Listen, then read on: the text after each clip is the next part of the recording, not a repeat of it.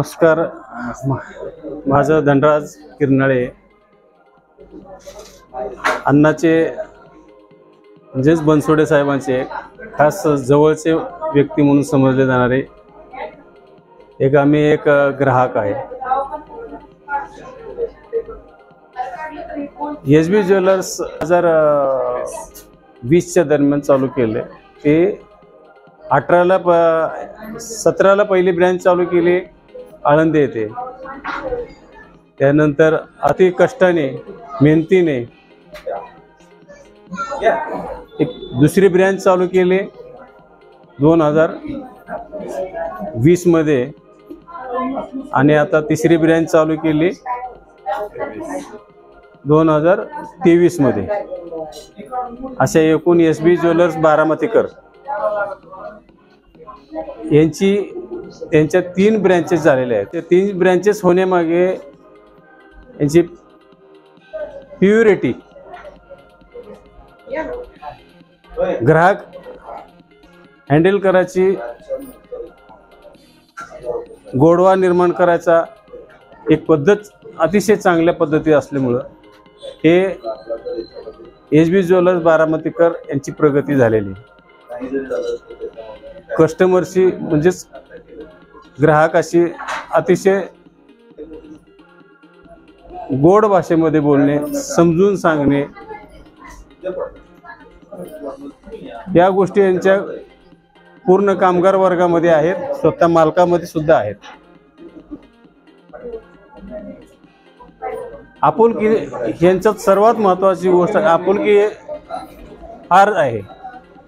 प्रत्येक कस्टमरला आपुलकीने बोलणे, आपुलकीने या म्हणणे, चहा पाणी सर्व व्यवस्थित, दागदागिना दाखवणे, प्रत्येक दागिन्याचं महत्त्व समजून सांगणे, या गोष्टी यामध्ये आहेत. चांदी आणि सोनं या दोन्ही मधला प्युरिटी अतिशय यांच्याकडंच अत्याधुनिक सर्व तंत्रज्ञान असल्याने, मशिनरी असल्याने प्युरिटी लगेच समजून येते, जाग्यावर येते. हे यांचं एसबी ज्वेलर्स बारामतीकर अण्णा बनसोडे, आम्ही म्हणतो अण्णा बनसोडे, तसं आम्ही त्यांचं टोपण नावच अण्णा आहे आणि अण्णा नावानेच प्रसिद्ध आहेत. यांची अशीच प्रगती होत जाओ ही आमची ईश्वरचरणी प्रार्थना आहे. अतिशय कष्ट आहे. प्रत्येकाच्या